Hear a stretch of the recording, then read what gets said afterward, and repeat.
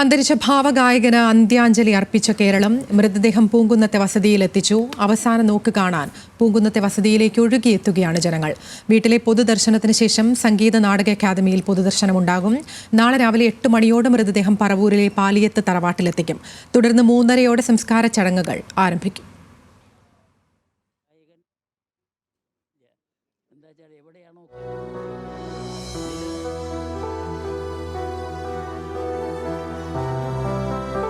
സംഗീതജ്ഞനാണ്.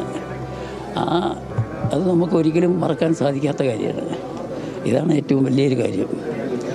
അതായത് ഇപ്പോൾ അദ്ദേഹത്തിനെ വെറുതെ ഒരാൾ ഭാവഗായകൻ എന്ന് പറഞ്ഞ് പുകഴ്ത്തിയിട്ടതല്ല, ചെയ്യണതും അങ്ങനെ തന്നെയാണ്. അദ്ദേഹം ശാസ്ത്രീയ സംഗീതം പഠിച്ചിട്ടില്ലെങ്കിൽ പോലും, പഠിക്കാത്തത് നന്നായി, അത്രയ്ക്കും ലളിതമായിട്ട് ഓരോരോ വരികളും അങ്ങനെ സ്ഫുടതോട് കൂട്ട് അത്ര ഗംഭീരമായിട്ട് പാടുമ്പോൾ അതിന് കനം വേണ്ടിടത്ത് കനം, ഇല്ലാത്തടത്ത് വേണ്ടത്, അങ്ങനത്തെ ഒരു മട്ട്. ഇതാണ് അതിൻ്റെ സാരം. അപ്പോൾ എന്തായാലും അദ്ദേഹത്തിൻ്റെ കഴിവിനെ സംബന്ധിച്ച് എത്ര പ്രശംസിച്ചാലും മതി വരില്ല. ആൾക്കാർക്ക് അങ്ങേറ്റത്തെ നഷ്ടം എന്ന് പറഞ്ഞാൽ മഹാനഷ്ടം തന്നെയാണ്. പിന്നെ മാത്രമല്ല, സംഗീതം ആസ്വദിക്കാത്ത ആരെങ്കിലും ഉണ്ടോ? ഒരാളെങ്കിലും ഉണ്ടോ? ചൂണ്ടിക്കാണിക്കില്ല. സംഗീതം എന്ന് കേട്ടാൽ ആസ്വദിക്കും. ആ ആസ്വാദന ശേഷി കൂടുതൽ വർദ്ധിപ്പിച്ചിരുന്നത് ഈ ജയചന്ദ്രൻ്റെ സംഗീതത്തിൽ കൂടെയാണ് എന്ന് പറയാതിരിക്കാൻ വയ്യ. അതാണ് കാര്യം.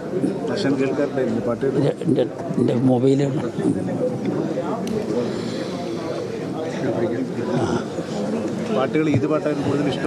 അപ്പോൾ അതിനെ പറഞ്ഞത്, പാട്ടിനെ സംബന്ധിച്ച് പറയാൻ എനിക്കറിയില്ല, കേൾക്കാനും ആസ്വദിക്കാനേ അറിയുള്ളൂ. വ്യക്തമായിട്ട് ഇന്ന പാട്ടെന്ന് പറയാൻ ആ ഫീൽഡിൽ വർക്ക് ചെയ്യുന്ന ആൾക്കാരാച്ചാൽ അവർക്ക് പറയാൻ പറ്റും.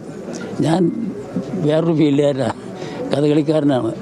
അപ്പോൾ എനിക്കത് വ്യക്തമായിട്ട് പറയാൻ പറ്റില്ല. പറ്റാത്ത കാര്യം ഞാൻ പറയാതിരിക്കുകയല്ലേ നല്ലത്. അതാണ് കാര്യം.